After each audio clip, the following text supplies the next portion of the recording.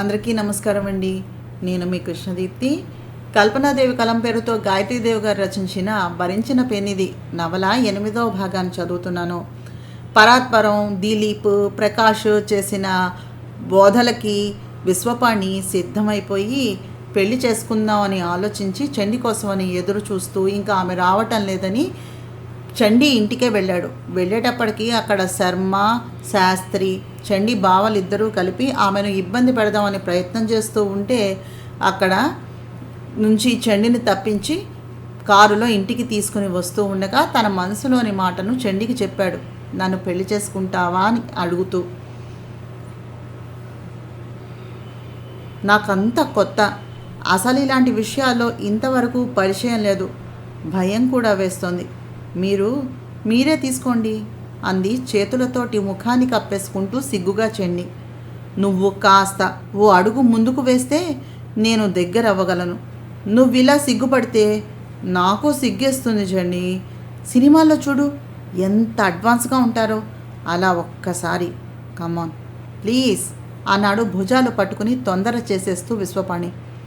ఒక బిడ్డకు తండ్రిగా మారి కొంతకాలం కాపురం చేసి ఏమీ తెలియనట్టుగా ఉంటారెందుకని?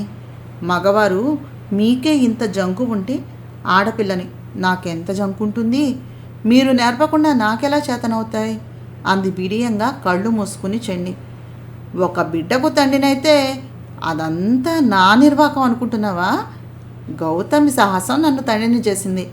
స్వతసిద్ధంగా నేను చాలా పిలికివాణ్ణి చండి. దయచేసి నువ్వు నాకు కనీసం చిన్న ముద్దు ఇవ్వలేవా అన్నాడు గోముగా చూస్తూ. ఎలా? దగ్గరకు జరుగుతూ అడిగింది. ఇంకా దగ్గరగా రావాలి, ఇంకా నీ చేతులు నా మెడను చుట్టూతా వెయ్యి. కమాంచండి, ఇప్పుడు ముద్దు పెట్టుకో. అదిగో ఆ మాట చెప్పు అన్నాడు ఎగ్జైటింగ్గా చూస్తూ ఆయన. ఏ మాట చెప్పాలి? చండి బిడియంగా చూసింది. ఐ లవ్ యూ అని చెప్పవు? చండి గడ్డం నొక్కాడు. ఐ లవ్ యూ అని విశ్వపాణి చెంపను గాఢంగా చుంబించి చప్పున చేతులతో ముఖం కప్పేసుకుని ఆయన గుండెల మీద వాలిపోయింది.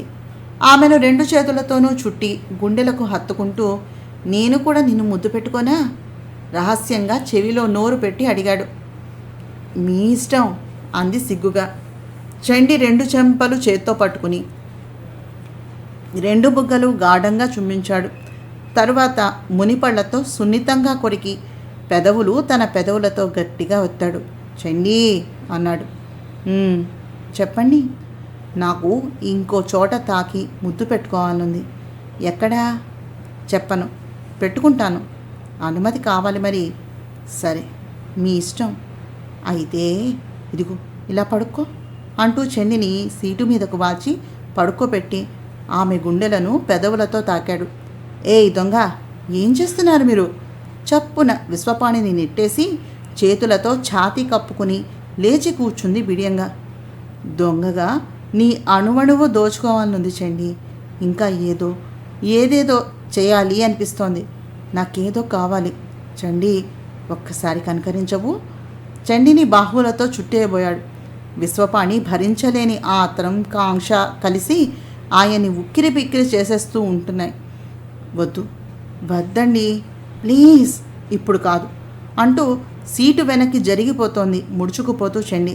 చండి ప్లీజ్ ఒక్కసారి. చండీ శరీరంలో ప్రతి భాగాన్ని స్పర్శిస్తూ ఉద్రిక్తుడైపోతూ ఉన్నాడు విశ్వపాణి. ఇంతలో ఒక జీప్ వచ్చి అక్కడ ఆగింది. అందులో నుంచి ఒక్క దూకుతో దిగినటువంటి ప్రీతి కారును సమీపిస్తూనే వంగి లోపలికి తొంగి చూస్తూ డాడీ అని పిలిచింది గట్టిగానే. అంతే, ఆయన ఉద్రేకమంతా నీరు కారిపోయింది. తుళ్ళిపాటుగా చెండిని వదిలేసి లేచి కూర్చున్నాడు. బావా, నేను డాడీతో వస్తాను, మీరు పదండి అని జీపు పంపేసిన ప్రీతి చండి నువ్వు వెనక సీట్లోకి పద అంటూ ఫ్రంట్ డోర్ తెచ్చింది. చండి వెనక్కి వచ్చి కూర్చోగానే డోర్ వేసి డాడీ మీరు కాస్త జరగండి అంది. విశ్వపాణి జేవురించిన ముఖంతో పక్కకు జరిగి కూర్చున్నాడు. డ్రైవింగ్ సీట్లో తను కూర్చుని కార్ స్టార్ట్ చేస్తూ నడి రోడ్డు మీద శృంగార జాతర. శభాష్, బాగుంది డాడీ. అది ఒక వంట మనిషితో. అసలు మీ లెవెల్ ఏమిటో, ప్రెస్టేజ్ ఏమిటో, స్థితిగతులు ఏమిటో మరిచిపోయి ఇంత నీచమైన సంబంధాన్ని పెట్టుకుంటారా? నేను చూశాను కనుక సరిపోయింది. ఇదే ఇంకెవరి దృష్టిలోనైనా పడితే మీ బతుకు నవ్వుల పాలు కావాల్సిందే. చిచ్చి, 10 మందికి చెప్పవలసిన స్థితిలో ఉండి కన్న కూతురి చేత చెంపించుకునే స్థితికి దిగజారిపోయారంటే మిమ్మల్ని ఆ నెరజాని ఎంతగా మంత్రించేసిందో అర్థమవుతూనే ఉంది అంది ప్రీతి ఆగ్రహంగా చూస్తూ. ప్రీతి, నేను నేను నన్ను అర్థం చేసుకో. నేను చండిని. ఇక చండి సంగతి మర్చిపోండి. అది ఇంకా మన ఇంట్లో ఉండడానికే వీల్లేదు. వంట మనిషిగా వచ్చి ఇంటి మనిషిగా మారాలని కలలు కంటున్నట్టుగా ఉంది. పాపం, ఇలాంటి వాళ్లను ఎక్కడుంచాలో నాకు బాగా తెలుసు. నేను మిమ్మల్ని అర్థం చేసుకోగలను, కానీ దాన్ని మాత్రం క్షమించలేను. దాన్ని ప్రీతి, చండిని ఇంకొక మాట అన్నా నేను భరించలేను. దయచేసి ఇంకా ఇంటికి పద. విశ్వపాణి శాంతి స్వరంతో అన్నా ఆజ్ఞాపించాడు. అది కాదు డాడీ, దాన్ని వాళ్ళ ఇంటి దగ్గర డ్రాప్ చేసి. వద్దు, నేను చండిని మన ఇంటికి తీసుకుని వచ్చేస్తున్నాను అంటే కళ్ళు పెద్దవి చేసి చూసింది ప్రీతి. వాళ్ళ ఇంట్లో వాళ్ళంతా నాతో చండిని అనుమానిస్తూ ఉంటే మీరు నిజంగా దాన్ని ఉంచేసుకోవాలని తీసుకొచ్చేస్తున్నారా? ప్రీతి, కొంచెం మర్యాదగా మాట్లాడు. ఎవరికి ఇవ్వాలి డాడీ మర్యాద? ఇలాంటి బజారు మనుషులకా? ప్రీతి! ఆ మాట వెంటనే ప్రీతి చెంప చెళ్ళుమంది. స్టీరింగ్ వీల్ వదిలేసి సడన్ బ్రేకుతో కారును ఆపేసిన ప్రీతి చెంపను చేత్తో పట్టుకుని తండ్రిని కొత్తగా చూస్తున్నట్టుగా చూడసాగింది. అదంతా ప్రీతి కావాలని ఆడుతున్న నాటకం అని తెలియకపోతే తనేమైపోయేదో గుర్తు వచ్చేసరికి గుండె జల్లుమంది చండికి. మంత్రించిన బొమ్మలాగా కూర్చుని చూస్తూ ఉండిపోయింది. ప్రీతిని యువతలకు లాగి తను డ్రైవింగ్ సీట్లోకి జరిగి కారును స్టార్ట్ చేసి ముందుకు పోనిచ్చాడు విశ్వపాణి తెగించిన వాడిలా. ప్రీతి చెంప చేత్తో పట్టుకుని అలాగే కూర్చుంది.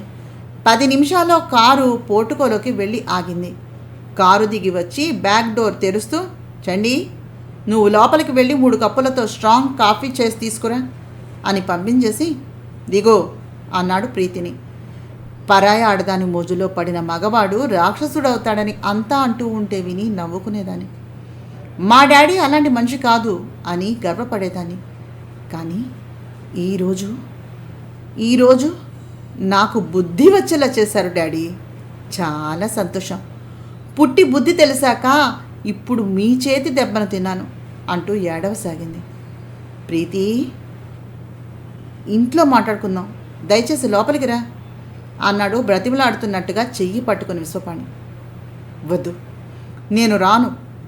ఏనాడు మీ చెంపదెబ్బ ఎరగని నేను ఈరోజు ఆఫ్టర్ ఆల్ ఒక వంట మనిషి ముందు. చెండి వంట మనిషి కాదు ప్రీతి. ఆ మాట పదే పదే అని నన్ను బాధ పెట్టక ఇంకా లోపలికి పద. కూతురు చెయ్యి పట్టుకుని లాగాడు కారులో నుంచి. బయటకొస్తూ, మరి చెండెవరు? వంట మనిషిని మీరు సొంత మనిషిని చేసేసుకుంటున్నారా అంది ప్రీతి యగాదిగా చూస్తూ తండ్రిని తన మాటలతో ఇంకా బాధపడుతూ. ముందు నువ్వు లోపలికి రా, మాట్లాడుకుందాం. వీధిలో గొడవపడడం మంచిది కాదు అన్నాడు జబ్బ చేత్తో పట్టుకుని లోపలికి తీసుకువస్తూ. నేను లోపలికి రావాలంటే ముందు మీరు దాన్ని పంపించాలి. చెప్పండి, పంపిస్తారా అంది ప్రీతి పరీక్షగా చూస్తూ తండ్రిని. విశ్వపాణి ముఖంలోనికి పొంగింది రక్తమంతా. మౌనంగా గంభీరంగా కోపాన్ని నిగ్రహించుకోసాగాడు. మాట్లాడరే, చెప్పండి. ఒక వరలో 2 కత్తులు ఎమడలేవు. ఉంటే అదైనా ఉండాలి, నేనైనా ఉండాలి అంది పట్టుదలగా. ప్రీతి, చండిని శాశ్వతంగా తీసుకుని వచ్చేశాను. కాస్త నన్ను అర్థం చేసుకో. ఇక చండిని పంపించలేను. నువ్వు ముందు పైకి రా, నీతో ఒక ముఖ్యమైనటువంటి విషయం మాట్లాడాలి అన్నాడు వేడుకోలుగా. శాశ్వతంగా తీసుకుని వచ్చేశారా చండిని? పంపించలేరా అంటే? అంటే మీకు కన్న కూతురు కంటే అది ఎక్కువైపోయిందా డాడీ? విశ్వపాణి సహనం నశించిన వాడిలా ప్రీతి నోరును నొక్కేసి గబగబా పైకి లాక్కొని వెళ్ళిపోయాడు. కారణం, కింద ఆ ఇంట్లో పనిచేసేవాళ్లే కాదు, ఆదిశేషయ్య గారికి సీరియస్గా ఉండడంతో ఆయన్ని చూడ్డానికి వచ్చిన వాళ్ళు కూడా చాలామంది ఉన్నారు. అది కాక దిలీప్ హాస్పిటల్లో ఉన్నటువంటి జనం ఉన్నారు. ఆ జనంలో గొడవపడి ఇంటి గుట్టు వీధికి ఎక్కించడం ఇష్టం లేక తీసుకొని వచ్చి ప్రీతిని మంచం మీదకు నెట్టేశాడు. మంచం మీద పడి లేచి కూర్చుని తండ్రినే రెప్పవాల్చకుండా చూస్తోంది ప్రీతి. ఇంతలో చండి 3 కప్పులతోటి కాఫీ తీసుకుని వచ్చింది పైకి. 1 కప్పు తీసి చండికి అందించిన విశ్వపాణి, చండి సింపుల్గా వంట చేసే, నేను ప్రీతితోటి కొంచెం మాట్లాడి వస్తాను అన్నాడు ఆమెను కిందకు పంపించేయాలని. నేను నేను నేను వెళ్ళిపోతానండి. నా కోసం మీరు ప్రీతితోటి గొడవ పడద్దు, నన్ను పంపించేయండి అంది నీళ్లు తిరిగిన కళ్ళతో చండి. వెళ్ళటం అంటూ జరిగితే ఇద్దరం వెళ్ళిపోదాం, కంగారు పడక వెళ్ళు ప్లీజ్ అన్నాడు అనునయంగా చండి భుజాలను నొక్కి కిందకు పంపించేస్తూ విశ్వపాణి. మీరు మీరు దానితో వెళ్ళిపోతారా? ఎక్కడికి? నమ్మలేనంత ఆశ్చర్యంతో తండ్రిని పరిశీలిస్తూ ప్రశ్నించింది ప్రీతి. నాకు గవర్నమెంట్ వారు ఆఫర్ చేసిన క్వార్టర్స్కి అన్నాడు తనో కప్పు తీసుకుని ప్రీతికి మరో కప్పు తీసుకుని వచ్చి అందిస్తూ విశ్వపాణి.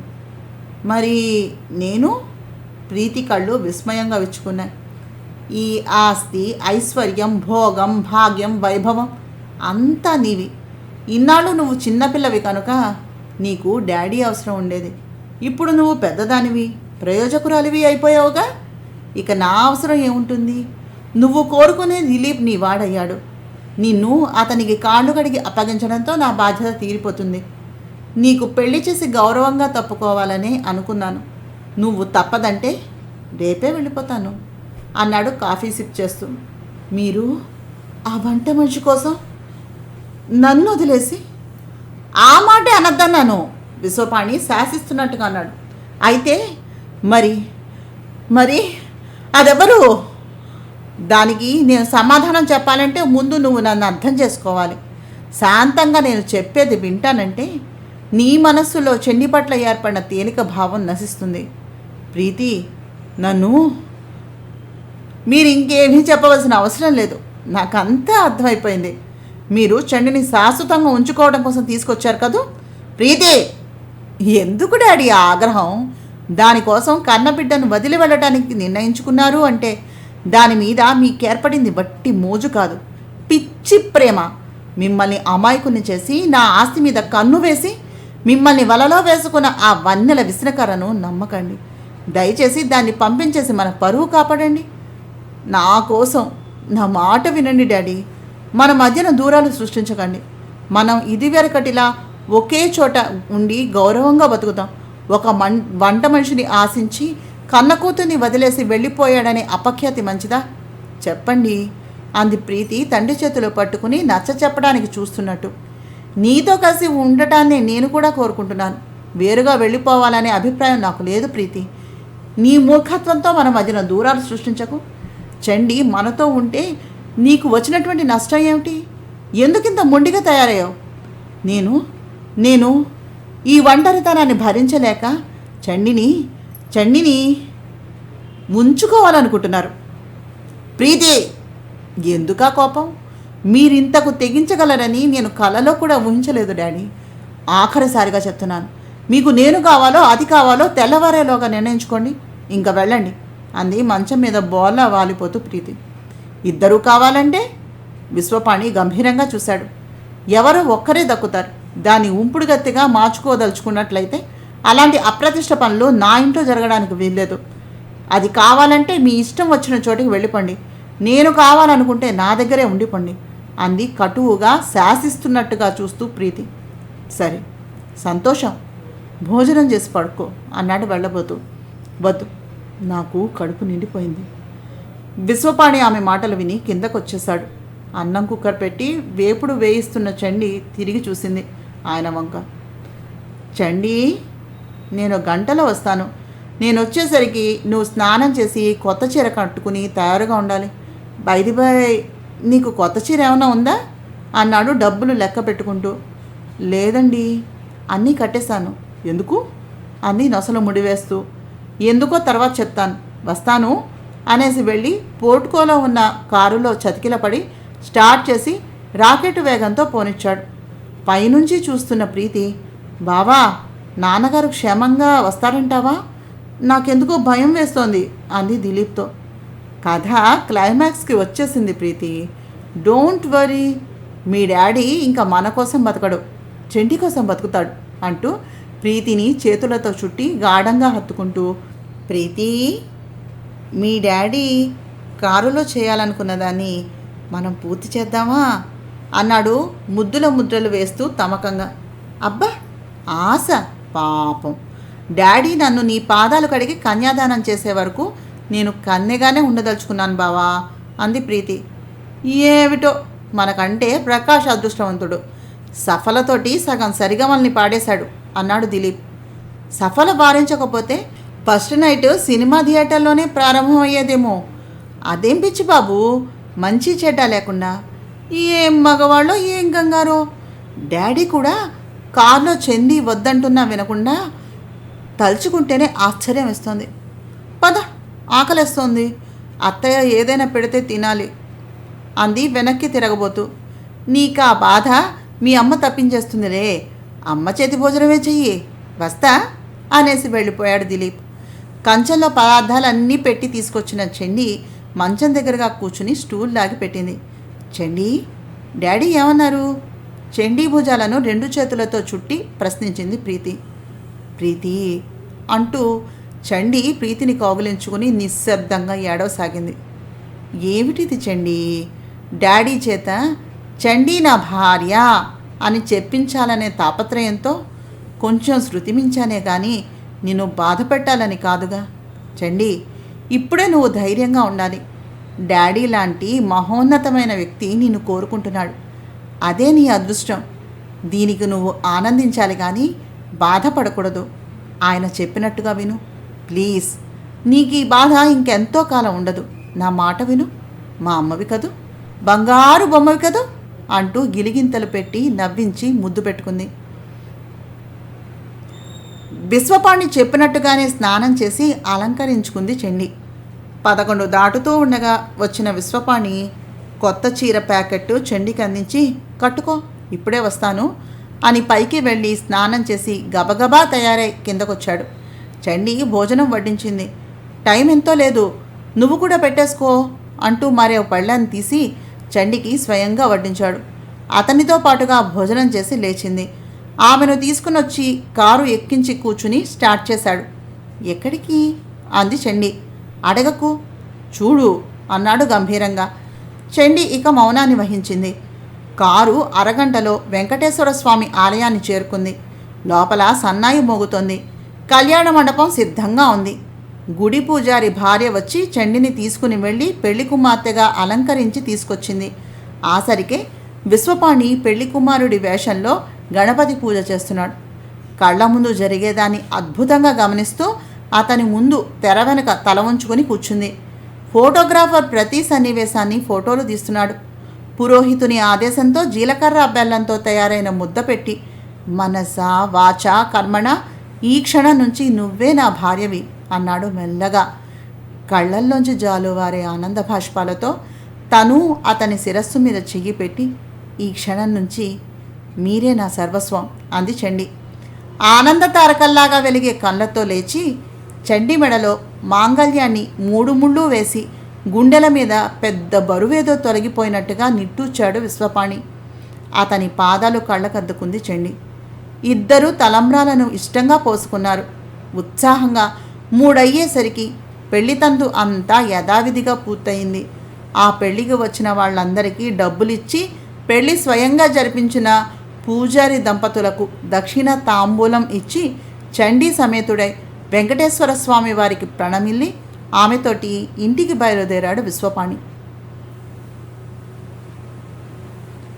మధుపర్కాలను కట్టుకుని పెళ్లి వేషాలతో మల్లెదండలు కర్పూర దండలు ధరించి చండీ ద్వితీయుడై వచ్చి కారు దిగిన విశ్వపాణిని చూసి పరాత్పరం, ప్రకాష్, దిలీప్లు, సఫల, పంకజం, ప్రీతిలు దిగ్భ్రాంతులైపోయారు.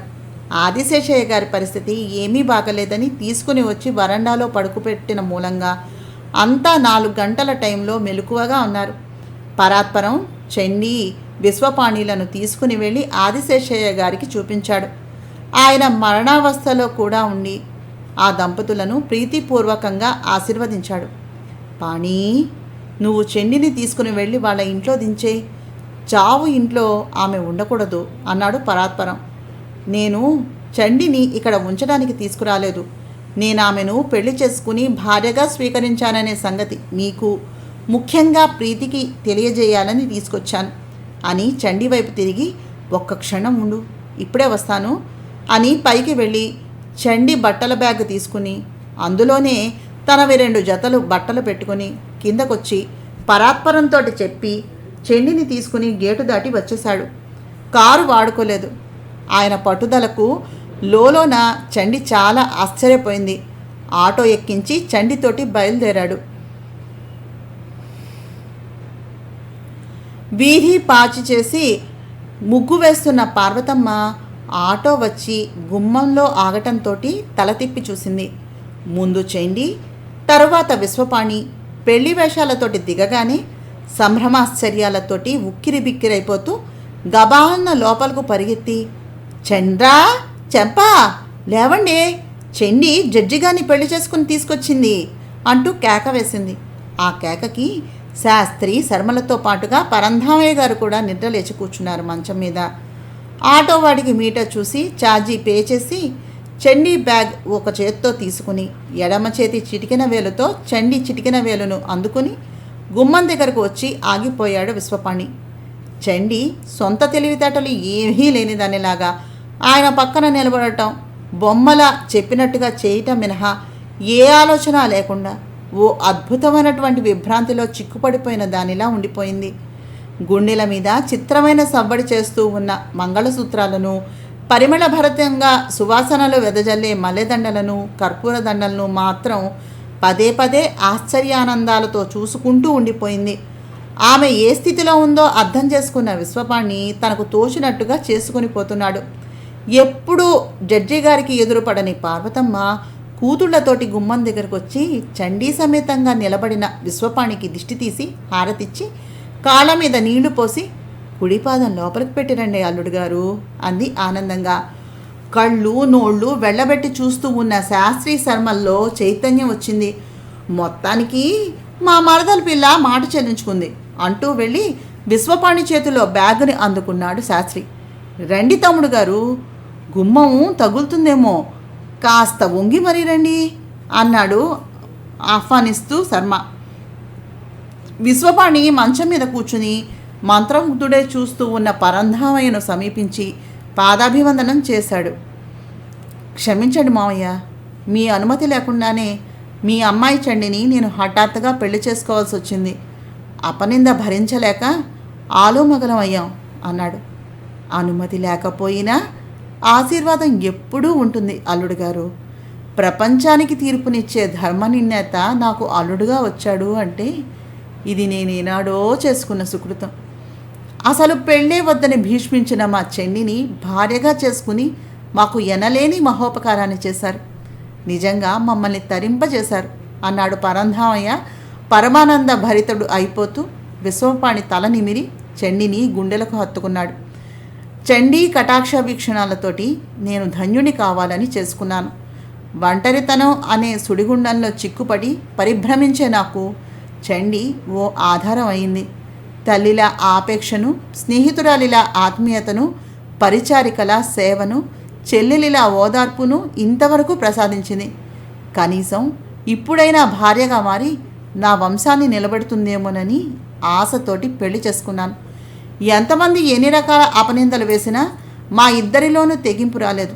కానీ నిన్న అని విశ్వపాణి ఏదో అనబోతూ ఉండగా ఆయన చెయ్యి నొక్కి వారించిన చెండి, రండి అమ్మకు కూడా నమస్కారం చేద్దాం అంది.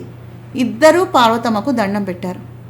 సుపుత్ర ప్రాప్తిరస్తుహు అందావిడ ఇద్దరి తలలను నిమిరి. బహుశా నిన్న మా వారు మరిది అన్నమాట వలన ఆయన మనస్సు నొచ్చుకుని ఉండుంటుంది. నా ముఖం చూసి ఆయన్ని మరిదని క్షమించండి మరిది గారు అంది చంద్రిక. వాళ్ళు అలా అనబట్టే తనలో తెగింపు వచ్చిందని మరిదిగారు అంటున్నారుగా అక్క. మన వాళ్ళు అలా అనటమే మంచిదైందేమోలే. అందుకే ఆయన ఇంత తొందరగా ఈ ఇంటికి అల్లుడుగా వచ్చారు. ఇది చేసుకున్న పూజ చండిని వరించిన పెనిది జడ్జి గారు అంది చెంపక. యు ఆర్ ఎగ్జాక్ట్లీ కరెక్ట్ అన్నాడు విశ్వపాణి నవ్వుతూ. సరే సరే, తర్వాత కబుర్లు చెప్పుకోవచ్చు. జడ్జి గారికి రాత్రంతా విశ్రాంతి లేదేమో. చంద్ర, చంప, మీరిద్దరూ ఆ గదిని సర్ది పక్కన వేయండమ్మా, నేను కాఫీ తీసుకొస్తాను అని వసారాలోకి వెళ్ళిపోయింది పార్వతమ్మ. ఆవిడిచ్చిన కాఫీ తాగి వెళ్ళి గదిలో మంచం మీద వాలాడు. తండ్రి పక్కన మంచంలో పసిపాపాయిలాగా ఒదిగి నిద్రపోయింది చండి.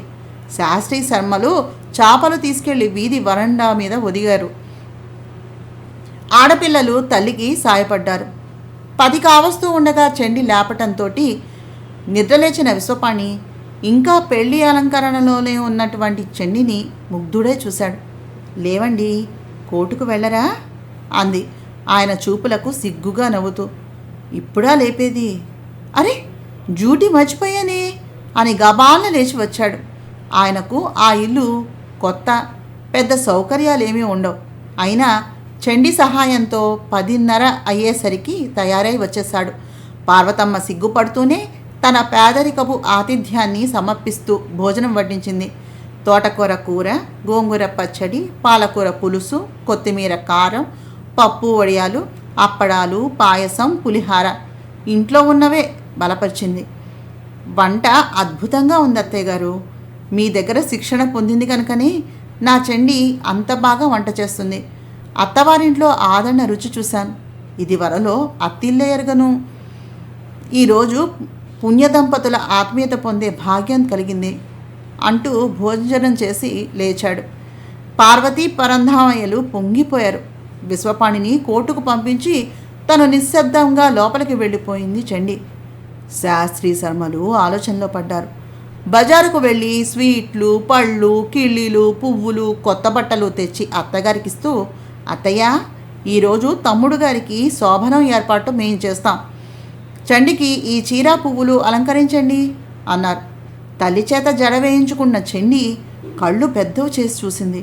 పెరట్లో కనకాంబరాలు, సన్నజాజులు కలిపి ఒకళ్ళు పేర్చి మరొకళ్ళు మాల కడుతున్న చంద్ర, చంపలు మన వాళ్ళు హఠాత్తుగా ఇంత బుద్ధిమంతులైపోయారేంటక్క అని చండి నవ్వుతూ ప్రశ్నించటంతో, ఇది వరకు నువ్వు ఒట్టి చండివి, పైగా అబలవి, అంతేకాక అందమైన ఆడపిల్లవి, కాబట్టి ఎలాగైనా నిన్ను లొంగ తీసుకోవాలని ప్రయత్నించారు, ఏడిపించారు.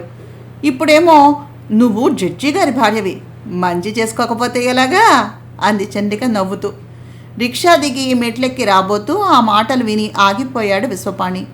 అవతలి గదిని డెకరేషన్ చేస్తూ ఉన్నారు తోడళ్ళుళ్ళు. పరంధామయ్య దిండున అనుకుని కూర్చుని నవ్వుతూ చూస్తున్నాడు అదంతా. జడ్జి గారిని కూడా మంచి చేసుకోవాలనే ప్రయత్నమే ఇది. వీళ్ళు గవర్నమెంట్ ఉద్యోగస్తులు మాత్రమే. చండి భర్త పరపతి పేరు, పరువు, ప్రతిష్టలు, శక్తి సామర్థ్యాలు కలిగినటువంటి న్యాయ నిర్ణేత. ఇప్పటికీ వీళ్ళ కళ్ళు తెచ్చుకున్నాయి అంది చెంపక చిరునవ్వుతో. అక్క, ఇప్పుడేం హడావిడి చెయ్యొద్దని చెప్పు. మా ప్రీతికి పెళ్ళయ్యేంత వరకు నేను జడ్జి గారికి ఆత్మీయురాలినే కానీ ఆలిని కాను అంది చండి. అదిగో అల్లుడి గారు వచ్చారు అన్నాడు పరంధామయ్య. విశ్వపాణి లోపలికి వచ్చి ఆయన పక్కన మంచం మీద కూర్చున్నాడు నీరసంగా. చండి లేచి వెళ్ళి మంచినీళ్లు తీసుకుని వచ్చి ఆయన కోటు, టై తీసుకుని వెళ్ళి హ్యాంగర్కి తగిలించి కాళ్ళ దగ్గర కూర్చుని బూట్లు, సాక్సు తీసి మంచం కిందకు తోసేసి స్లిప్పర్స్ తెచ్చిపెట్టింది. తర్వాత తండ్రి పంచి, టవలు తెచ్చి ఇచ్చింది. ఆయన బట్టలు మార్చుకున్నాక కాఫీ తీసుకుని వెళ్ళి ఇచ్చింది. ఇదంతా పరంధామయ్య గారి గదిలోనే జరుగుతోంది. అవతల గదిలో అల్లుళ్ళున్నారు. యువతల గది అద్దెకివ్వబడింది. కాఫీ తాగి విశ్వపాణి పెరట్లోకి నడవటంతో స్నానానికి నీళ్లు పెట్టింది. ఆయన స్నానం చేస్తూ ఉండగా సబ్బు తీసుకుని వీపుకి సోపు రాయటం మొదలుపెట్టింది. భరించిన పెన్నిది కథ చదువుతూ ఉన్నాను. నా ప్రయత్నం కనుక మీకు నచ్చినట్లయితే తప్పకుండా మా ఛానల్ సబ్స్క్రైబ్ చేసి, షేర్ చేసి, లైక్ చేసి, కామెంట్ చేయండి. నమస్తే.